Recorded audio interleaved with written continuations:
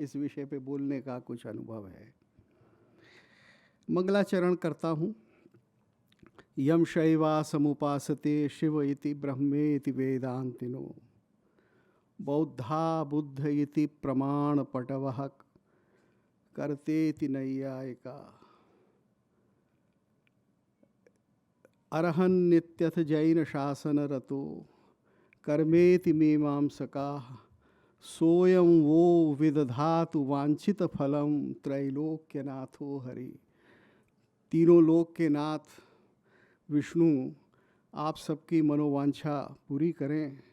ये वही हैं जिनको शैव शिव कहते हैं, बौद्ध बुद्ध कहते हैं। कर्म में विश्वास, यज्ञ में विश्वास रखने वाले उनको यज्ञ कहते हैं, वेदांती ब्रह्म कहते हैं।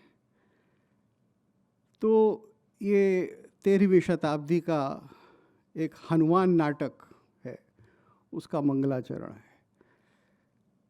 ये पूरे भारत के जितने भी देव स्थल हैं उसके वैविध्य को दर्शाता है और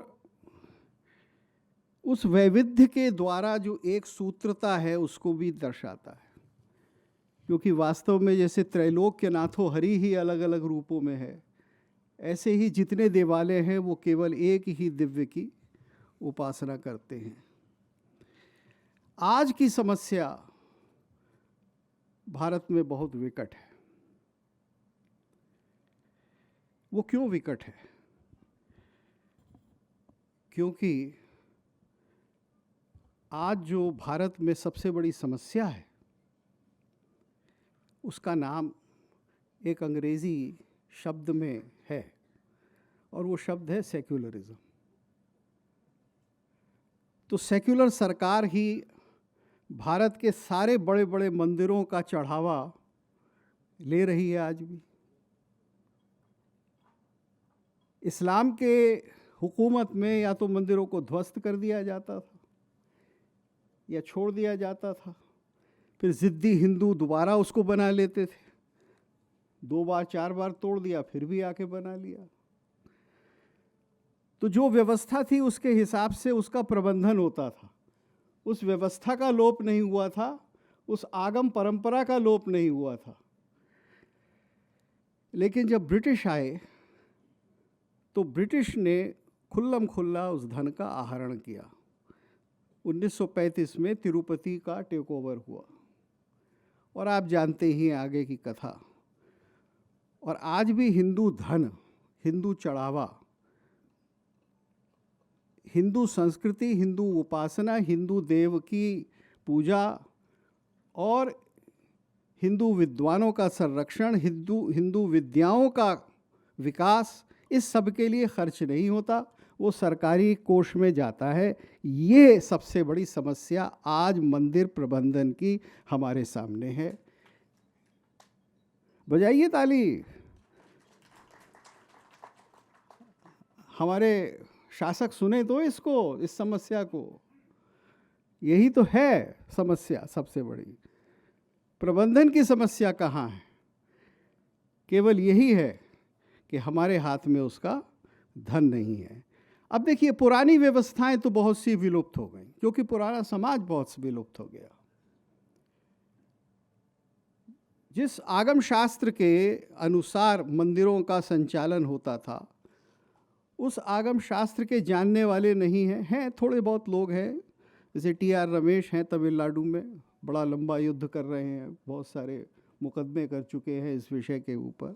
तो ऐसी बात नहीं है, लोग हैं, लेकिन व्यवहार में लोग बहुत कम हैं। आम हिंदू शादी के खाने में 10 लाख रुपया भी खर्च कर देता है, लेकिन जिस पुरोहित से वो विवाह कराता है अपने पुत्र या पुत्री का, उसको 10,000 की दक्षिणा भी नहीं देना चाहता। सच है या झूठ? तो अब मंदिर का प्रबंधन कहाँ से करेंगे? मंदिर में JNU के संस्कृत विभाग के आचार्य को या लाल बहादुर शास्त्री विद्यापीठ के पौरोहित्य के PhD को आप अपॉइंट करेंगे? नहीं करता कोई। पचासियों मंदिर हैं, सैकड़ों मंदिर हैं। मैंने कई लोगों से कहा भाई अच्छे पुजारी आप लाइए, पढ़े लिखे लाइए, डिग्री वाले लाइए। तो ये जो एक पूरा अज्ञान है हमारी परंपरा के विषय में। भक्ति हिंदू में बहुत है, लेकिन ज्ञान का सर्वत्र विलोप है। तो जब तक ये सारी समस्याओं का एक एक करके आप हल नहीं ढूंढते, तब तक मंदिर प्रबंधन को आप कैसे करेंगे? फिर भारत में अनेक प्रकार के प्रबंधनों की आवश्यकता है, क्योंकि भारत में अनेक प्रकार की परंपराएं हैं। एक प्रकार की परंपरा नहीं है। कुछ बड़े बड़े मंदिर जो इस समय लगभग दक्षिण में ही विद्यमान हैं, उत्तर में तो उनका संहार हुए बहुत समय हो गया, 800-700 वर्षों से संहार हो चुका है। उनकी समस्या एक है कि उनका प्रबंधन कैसे हो। वो जो दक्षिण के रिलीजियस एंडाउमेंट एक्ट्स हैं उनके अंडर हैं, और उनको चलाने वाला सर्वज्ञाता, सर्वशास्त्र संपन्न, सर्व विद्या संपन्न एक IAS अफसर होता है, जो कि उस ट्रस्ट का मालिक होता है। वो किसी की नहीं सुनता, उसे कुछ पता नहीं होता। इस प्रकार तो दक्षिण के वो परंपरागत मंदिर चल रहे हैं जहाँ करोड़ों रुपया रोज चढ़ता है, और वो सेक्युलर सरकार ले जाती है, जिससे मदरसों को ग्रांट दी जाती है। आप विडंबना देखिए। प्रबंधन की जो असली समस्याएं हैं वो मैं आपके सामने रख रहा हूं, दर्दनाक समस्याएं। तो अब प्रश्न ये उठता है कि आप मंदिरों को लोगों के हाथ में कैसे देंगे, किस रीति से प्रबंधन करेंगे? ये तो बात समझ में आ गई, दर्द तो समझ में आ गया कि हिंदुओं के हाथ में ही मंदिर नहीं है अपना। अब आप उसे देंगे तो कैसे देंगे? ये ठीक है कि कहीं कहीं ऐसी अद्भुत घटना दैव संयोग से हुई, जैसे श्री राम मंदिर बना, उसका सरकार ने एक संस्था, एक नियोजक मंडल बनाया और वो चला रहा है। लेकिन ये एक विशेष और विलक्षण घटना है, क्योंकि यहाँ आपको प्रबंधन के लिए एक समिति नियुक्त करनी थी, जिसको भारत सरकार ने सुप्रीम कोर्ट के कहने पर अधिकार दिया था। लेकिन ये सब जगह लागू नहीं हो सकता। आप ये तिरुपति में लागू नहीं कर सकते, क्योंकि वहाँ परंपराओं का पालन करना है। तो भारत में उन मंदिरों में जिनमें परंपरागत उपासना होती आ रही है, उनका प्रबंधन एक प्रकार से होगा। सबसे पहला कदम तो ये होगा कि वो सरकारी कंट्रोल से, चाहे स्टेट कंट्रोल से, प्रोविंशियल गवर्नमेंट के कंट्रोल से या सेंट्रल गवर्नमेंट के कंट्रोल से बाहर आए। अब जब बाहर आएंगे तो आप प्रबंधन किनसे कराएंगे, कौन लोग रखेंगे, उस समिति को कौन चलाएगा? कुछ लोग कह रहे थे, पिछले दिनों बहुत चर्चा हुई, इस पे मेरा एक वीडियो भी है, 1 घंटे का, मेरी यूट्यूब चैनल पे आप देख सकते हैं, कि एक सनातन धर्म बोर्ड बना दीजिए। ऐसा भी विचार रहा है बहुत से राजनीतिक सर्कल्स में, राजनीतिक विचार ये रहा है कि जैसे सिखों के लिए एक ऑल इंडिया बोर्ड है, अब तो खैर उसके भी 2-3-4 हिस्से हो गए, इस तरह से सनातन धर्म बोर्ड बनाइए। अगर आप सनातन धर्म बोर्ड बना देते हैं तो फिर जो बोर्ड है और जो शीर्षस्थ बोर्ड है, क्या वो भारत के समग्र मंदिरों की विविधता का ध्यान रख पाएगा? जो अलग अलग परंपराएं हैं उनके बारे में कैसे कुछ कर पाएगा? अभी मुझे सौभाग्य प्राप्त हुआ, मैं कामाख्या दर्शन के लिए गया, तो वहाँ तो पशु बलि है और वो परंपरा चल रही है, और शंकराचार्यों ने भी उसे मना नहीं किया। अब सनातन धर्म बोर्ड होगा तो वो तो इसी में उलझ जाएगा, क्योंकि सारे भारत के मंदिरों की अगर उसके ऊपर जिम्मेदारी है तो तो ये जो एक सारता है ये भारत में नहीं हो सकती। इसलिए इस प्रकार के जो हल कुछ ढूंढे जा रहे हैं प्रबंधन के, और ये सनातन धर्म बोर्ड के बारे में कुछ हमारे प्रसिद्ध कथावाचक बड़े मुखर हैं, नाम नहीं लेना चाहता, और इसके ऊपर बहुत चर्चा बार बार होती है। तो इस प्रकार के शॉर्टकट में अगर हिंदू समाज जाएगा तो उसका कोई नतीजा नहीं निकलेगा। नतीजा एक ही है कि आप अपनी परंपरा को देखें। परंपरा क्या है? परंपरा ये है कि एक संप्रदाय होता है, एक गुरु परंपरा होती है, एक संप्रदाय किसी उपासना पद्धति को मानने वाला लगा होता है, एक क्षेत्र में होता है, और वो संप्रदाय एक देवता की स्थापना करता है, वो मंदिर उस प्रकार से बनाता है, चाहे मंदिर छोटा हो चाहे मंदिर बड़ा हो, और फिर उसके प्रबंधन के लिए उन लोगों को लाता है जो वास्तव में उपासना कर सकते हो। तो ये उपासक और उपास्य का संबंध है जो कि मौलिक है मंदिर के लिए, मंदिर प्रबंधन के लिए। ये बातें तो सब बाद में आती हैं कि वहाँ आप कला भी सिखाएंगे, विद्वानों को भी लाएंगे, वेद शास्त्री भी आएंगे, यज्ञ भी होगा, इत्यादि इत्यादि संस्कृति के सारे क्रियाकलाप होंगे। ये तो बहुत दूर की बात है, 7वें आसमान की बात है। पहली बात तो ये है कि आप प्रबंधन किस प्रकार से करेंगे। तो प्रबंधन जो है, प्रबंधन में जब तक ये बात नहीं स्वीकार की जाती कि प्रबंध करने वाले उपासक होंगे, एक क्षेत्र के लोग होंगे, चाहे वो क्षेत्र एक कम्युनिटी क्षेत्र हो, किसी एक मान लीजिए एक ब्लॉक में हो या किसी सोसाइटी के अंदर हो, कहीं भी हो, छोटा हो, बड़ा हो या बहुत बड़ा हो, उनके हाथ में ये होगा। अगर स्टेट गवर्नमेंट के हाथ में होगा, अगर डिस्ट्रिक्ट कलेक्टर के हाथ में होगा, तो फिर वो सारी चीज़ें आ जाएंगी जो कि हमारी परंपरा के विरुद्ध हैं। वो विरुद्ध इसलिए हैं कि देखिए, इतिहास में देखें तो राजा जो बहुत बड़ा मंदिर बनाता था, जिसने बृहदीश्वर बनाया या जिसने अब ये तिरुवनंतपुरम में पद्मनाभ स्वामी का देवालय है, तो ये प्रबंध करते थे लेकिन दास्य भाव से और परंपरा के अनुसार। ये अपना कानून नहीं बनाते थे। हम भूल गए हैं कि राजा भारत में 16वीं शताब्दी से पहले आचार विचार के नियम भी नहीं बनाता था। धर्मशास्त्र भी राजा नहीं लिखता था या लिखवाता था। वो दूसरे लोग थे जो धर्मशास्त्र बनाते थे, और राजा केवल जो राजधर्म है उसका अनुकरण करता था।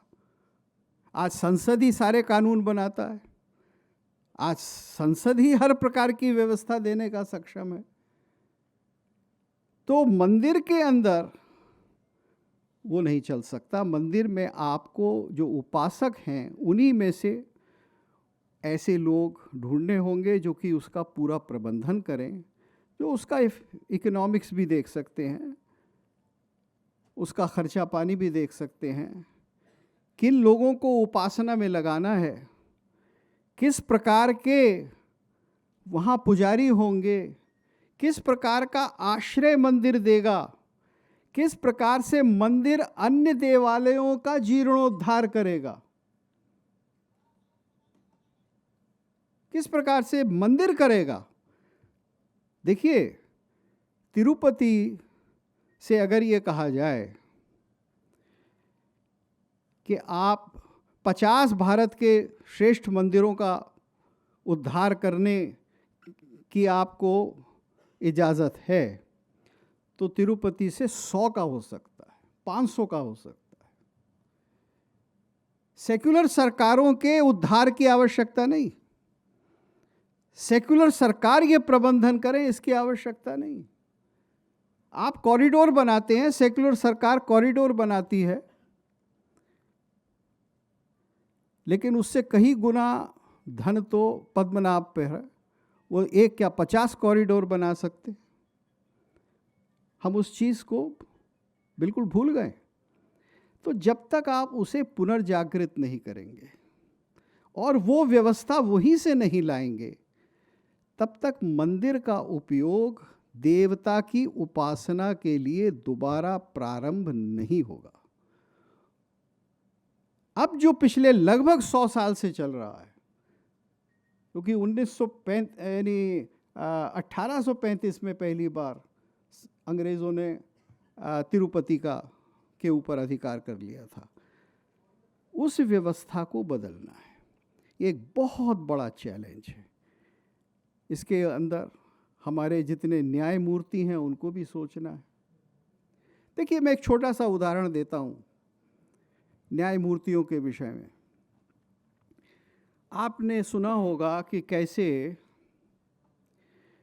जो दक्षिण में सबरीमला है उसके ऊपर कितना वाद विवाद हुआ, क्योंकि सेक्युलर जजेस इस बात का फैसला करने लगे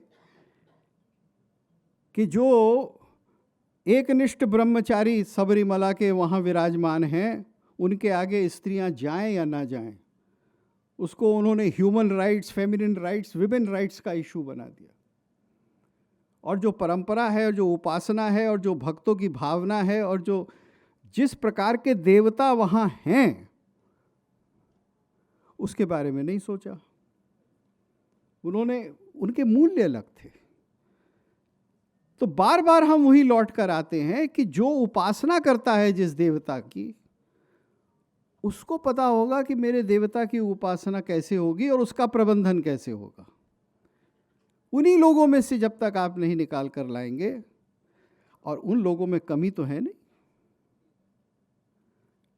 कि उपासना के लिए या प्रबंधन के लिए वकीलों की कमी नहीं है उन पर, उनमें न्यायमूर्तियों की भी कमी नहीं है, उनके अंदर इकोनॉमिक्स को जानने वालों की कमी नहीं है, कायदे कानून, इकोनॉमिक्स और प्रबंधन के अंदर ट्रस्ट कैसे बनता है, इस सब प्रकार के लोग हैं। लेकिन अगर उनको रखा जाए और उन्हीं में अलग अलग श्रेणी के प्रबंधन के अंदर लोग हों, बात को मैं समाप्त करते हुए कहता हूं कि जो समिति बने उस समिति में ऐसे व्यक्ति हों जो अर्थव्यवस्था को समझते हैं, जो कला की व्यवस्था को समझते हैं, जो विद्वान हैं, जो आचार्य हैं, जो परंपरा को समझते हैं। उनका जब पूर्ण सहयोग ही नहीं, जब वो उस प्रबंधन में, उस कमेटी में लोग होंगे और उनकी एक व्यवस्था होगी, तब मंदिर वो कार्य कर पाएगा जो कि आप सोचते थे या जिसके बारे में हमें सूचना है कि 500 साल या 1000 साल पहले करता था। तब मंदिर जीवंत होगा और जो हमारे परंपरा से प्राप्त जो हमको ज्ञान है उसको हम साक्षात कर पाएंगे और तब मंदिर मंदिर बनेगा। आज मंदिरों के आगे, तीर्थ स्थलों के आगे सबसे बड़ा खतरा ये है कि हम चाहते हैं कि वहाँ फुटफॉल बढ़ जाए। जहाँ अगर मान लीजिए 50,000 लोग आते थे तो हम गिनीज वर्ल्ड रिकॉर्ड स्थापित करने के लिए कहें कि साहब यहाँ 50 करोड़ लोग आए, और फिर हम पूरी की पूरी फिगर्स दें कि देखिए इसमें कितना इकोनॉमिक टर्नओवर हुआ। लेकिन मंदिर केवल अर्थ के लिए तो नहीं है, और वो मंदिर का टर्नओवर नहीं हुआ, वो तो इतनी दुकानें जो खुली हुई हैं। आज से 20 साल पहले वाराणसी में जितनी दुकानें आज हैं उससे 1/4 दुकानें भी नहीं थी। आज आप वाराणसी में जाइए, जो दुकानों का नंबर है, और ख़ास तौर से जो अब पिछले 2 साल में बढ़ गया, तो वहाँ मंदिर और धर्म का विकास नहीं हो रहा है, वहाँ आर्थिक विकास हो रहा है। तो धर्म की आड़ लेकर, देवता की आड़ लेकर, भगवान के नाम पर हम बनियों को पैसा और करा देंगे, उनकी व्यापार क्षमता बढ़ा देंगे, तो ये इस भ्रम में न रहिए कि इससे देव कल्याण हो जाएगा। बहुत बहुत धन्यवाद।